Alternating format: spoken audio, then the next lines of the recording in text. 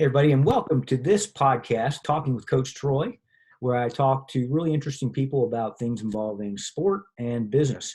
Today, my guest is Elizabeth James from Dallas, Texas, and Elizabeth is a pro triathlete and a coach. And I wanted to talk to her about her background and also about her coaching philosophy. So, Elizabeth, thanks for joining me today. I appreciate it. Well, goodness, Mr. Jacobson, this is just a pleasure on my part. You are quite the prominent figure in the endurance sports world, and so the opportunity to just even sit down for a conversation is something I've really been looking forward to. So thank you again. I appreciate it. Yeah, well, sure thing. And thanks for being on. And please don't call me Mr. Jacobson ever again. Call me Troy. Thanks for that. So we connected a little bit, and I know you've been in Dallas now for about 5 years or so. Go over a little bit, if you will, so many people get into the sport of triathlon and they just fall in love with it. And I think you mentioned you started doing it around 10 years ago. Talk about your background prior to triathlon and what brought you to the sport. Yeah, for sure. So kind of as you mentioned, I've been doing this for a while, but not a long while. That 10 years ago, I honestly had no idea even what a triathlon was. It wasn't even on my radar. And so growing up, I had always been active. Grew up in South Dakota, was playing soccer from, the Little League kindergarten squads, all the way through the collegiate club team at University of Nebraska-Lincoln. So grew up in South Dakota, went to school and college in Nebraska, and just kind of continued an active lifestyle growing up. Once I was in college, I worked as a summer camp counselor in Central Illinois for a number of years. And I kind of say that I got into running to impress a guy. And I always joke that, okay, it might have worked because he's my husband now. So Okay. I think mission accomplished there. But my husband, Charles, was a cross-country runner, a track stud. And so he was also a camp counselor at the same camp where we were working each summer. And so in the mornings, he would get up and go for his daily workout, his run. And since that's what he was doing, that's what I was doing too, as my excuse to spend some time with him and get to know him a little better. Yeah, well, couples who train together stay together, right? Yeah, exactly. Well, and I mean, the running is still something that is very much a hobby and a passion for both of us. Even though I've taken on a little bit more in the triathlon space recently and don't race as many standalone running races as I did before, we're still on our journey to complete a marathon in all of the 50 states. So got 19 down, quite a few more to go, but a fun journey for us to continue on as well. So yeah, kind of got into running to impress a guy, and then kind of going discipline by discipline. The cycling actually came as a way for me to, I don't know how to put it politely, like shut up a coworker. Right after college, I got a job as a first grade teacher, and one of the teachers across the hall was very passionate about spin classes and cycling. And she kept inviting me to go with her to a spin class. She's like, gosh, like as much as you love running and being active, I just know that this is going to be something that you enjoy as well. And so she kept inviting me to come to spin classes. And I was reluctant. I was like, I really have no desire at all to go sit in a spin class on a stationary bike and go nowhere for an hour. I'd rather go be running outside. But she was persistent, and I eventually agreed to go and join her in one of those classes. And little did I know that would really kickstart a love for cycling. The instructor there was just phenomenal. It's this woman named Cindy, and she took me under her wing. And I remember after that first class, coming over, and she's like, man, you how long have you been doing this? You've kind of got, a niche for this. And I was like, oh, I haven't ridden a bike since junior high, and I don't know if this is quite the same. But she saw something in me that I had not clicked with yet. She actually took me to a bike shop and not only, encouraged me to buy a bike, but basically said, this is the bike you're going to buy because a month from now we're going on a cycling trip to Colorado. So she was very persistent in getting me into the sport of cycling a little bit, and just had me absolutely fall in love with that. So yeah, I mean, that's awesome.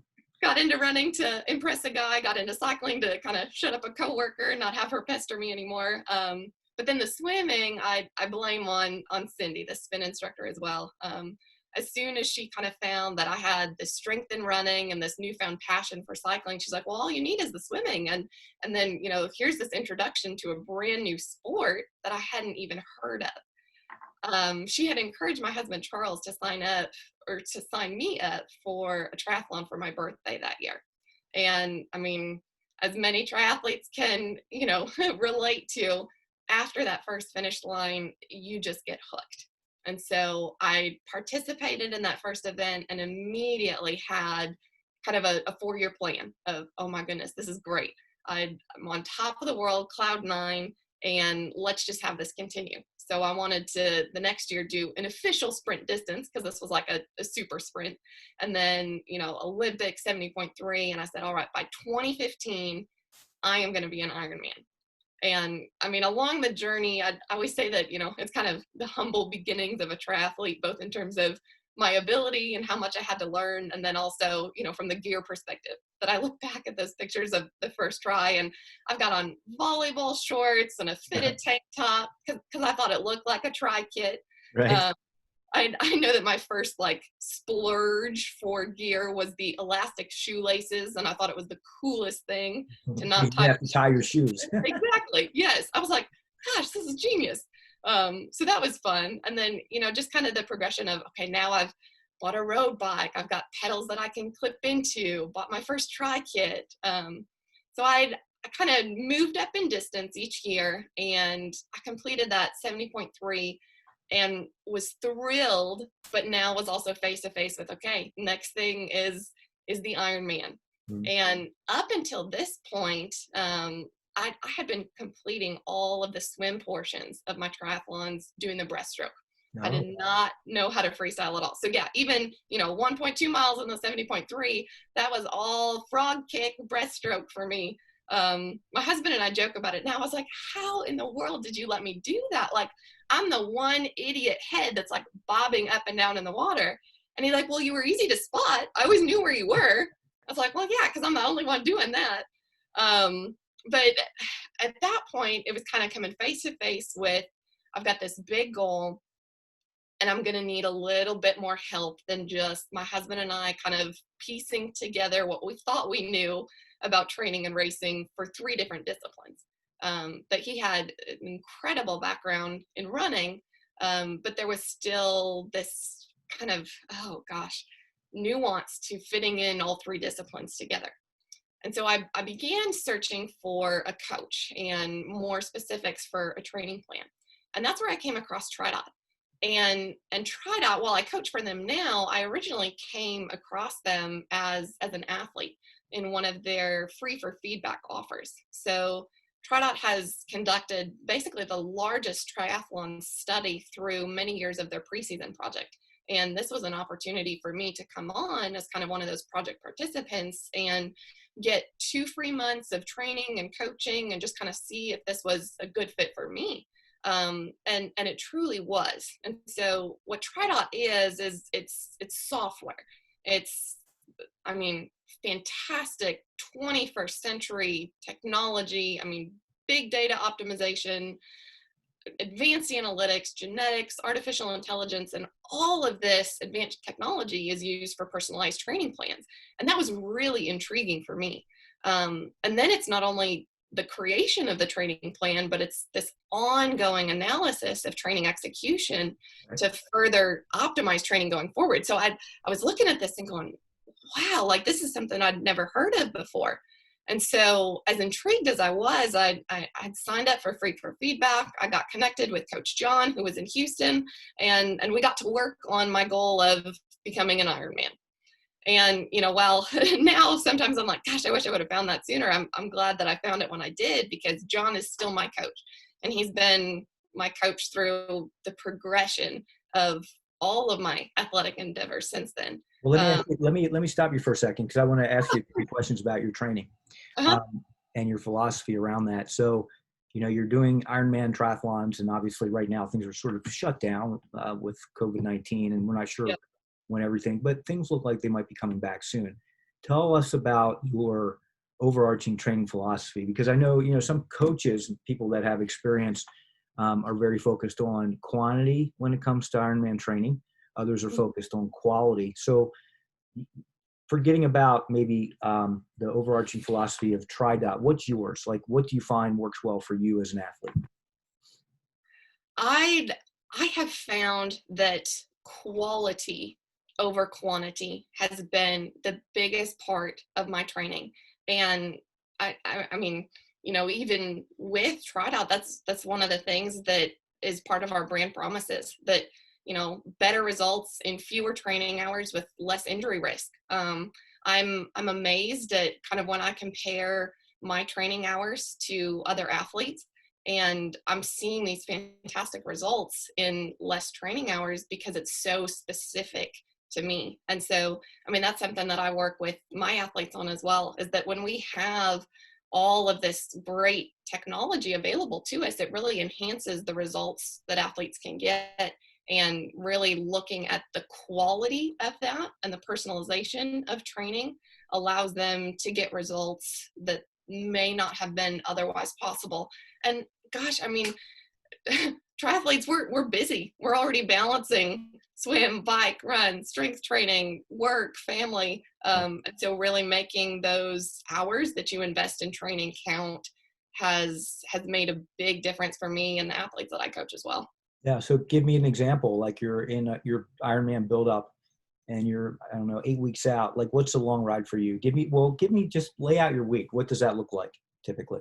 Yeah, definitely. So I still do train at quite a high volume. I would say that I'm at around 20 hours per week. Usually Monday morning, I start off with a nice, easy shakeout ride. Great way to kind of start my week, both mentally and physically. Kind of just spin out from the weekend. And then do a swim on Monday, strength work on Monday evening as well. Some very high quality intervals on the bike on Tuesday morning, followed by a brick run, and then kind of some core work as well, focusing in on that aspect. I'd say Wednesday is typically a harder run session. Depends on where I am in terms of it's a development phase or if it's a race preparation phase. If I have a race coming up, then Wednesday will typically be my long run. If I'm months out from a race. So I guess in the example that you gave, I'm like 8 weeks out. So I would be doing a long run in that case on Wednesday morning. What does that look like to you? What's a long run entail?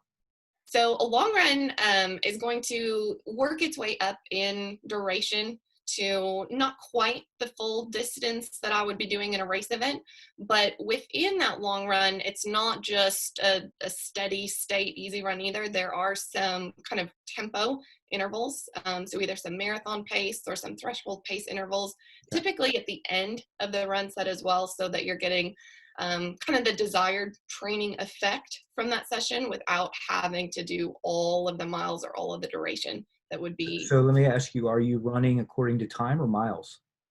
According to time. Okay. And then that long run is roughly how long?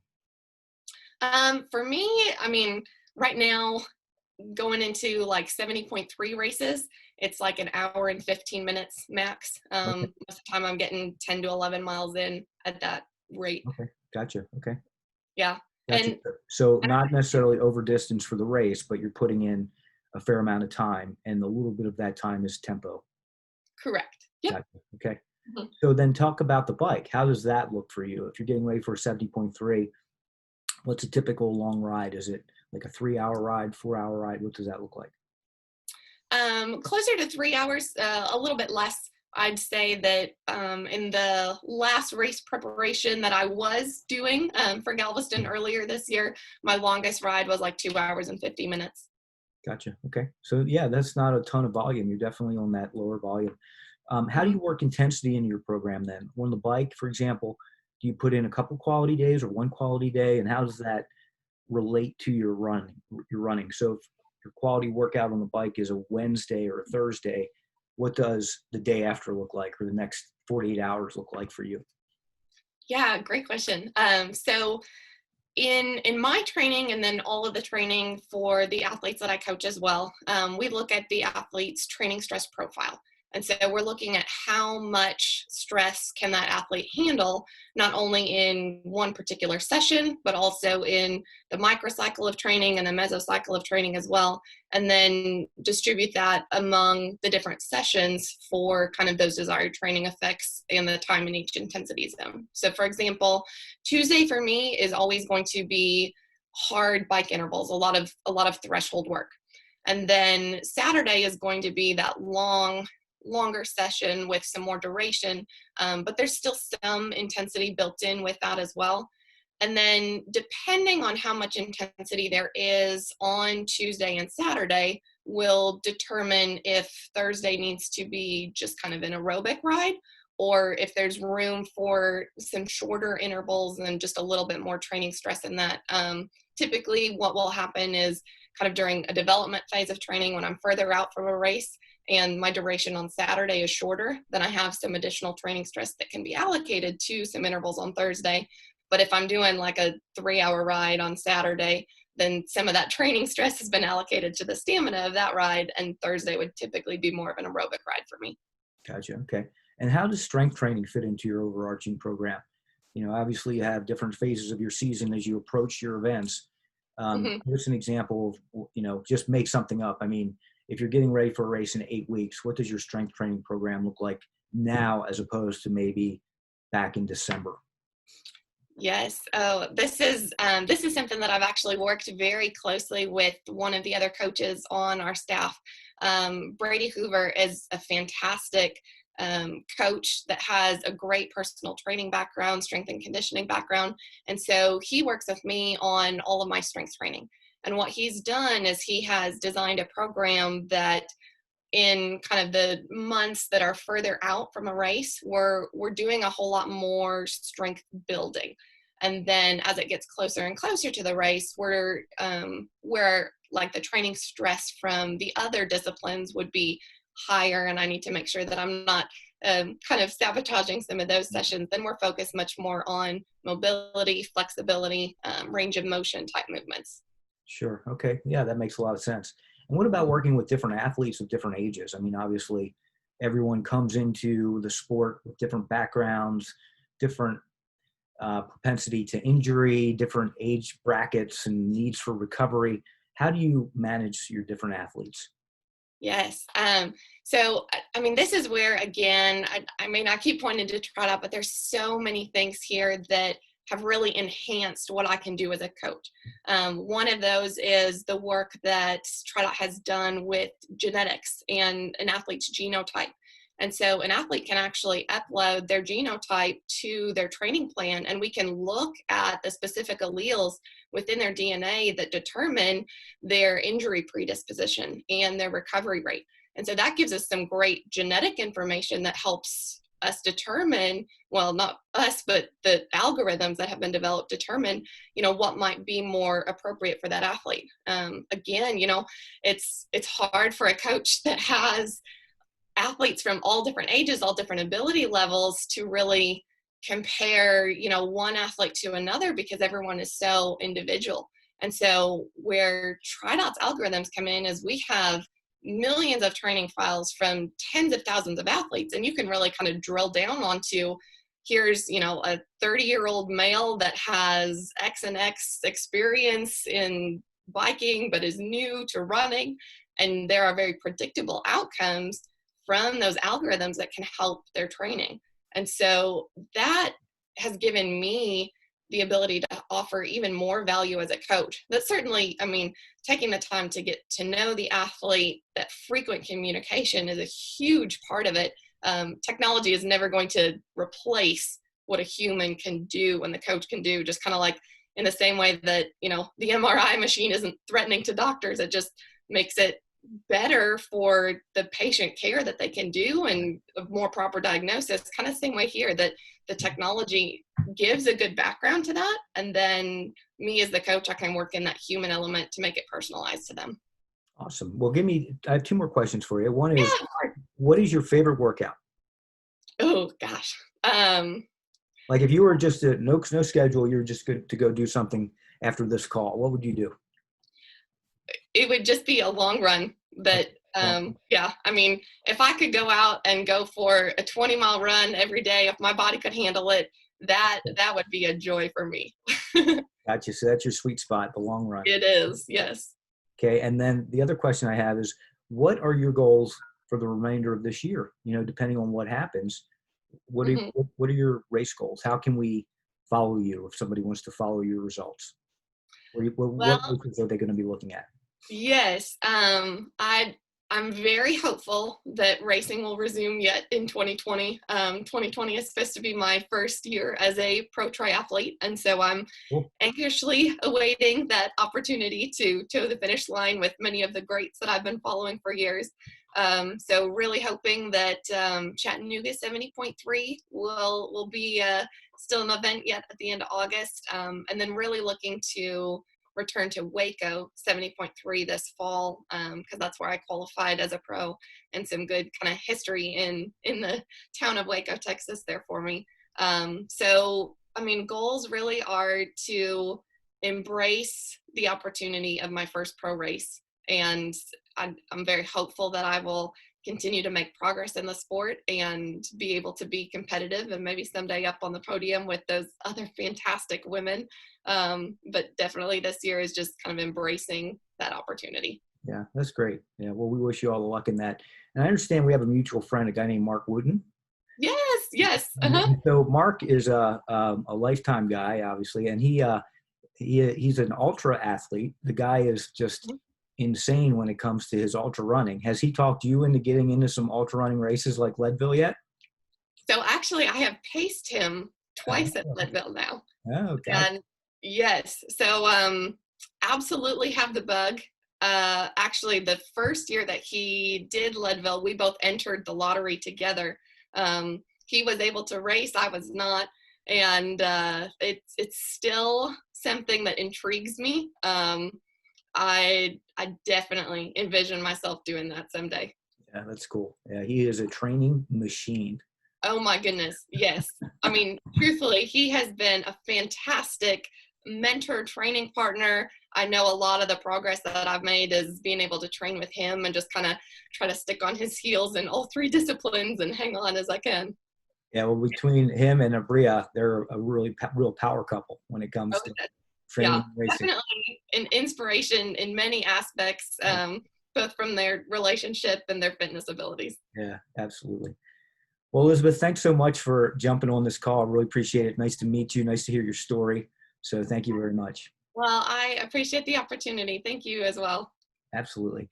Well, everybody, thanks for watching this. Again, we do really interesting or interviews with really interesting people who are related to the business community, the sports community, and hear their story. So please make sure you check back. And until next time, train safe and train smart.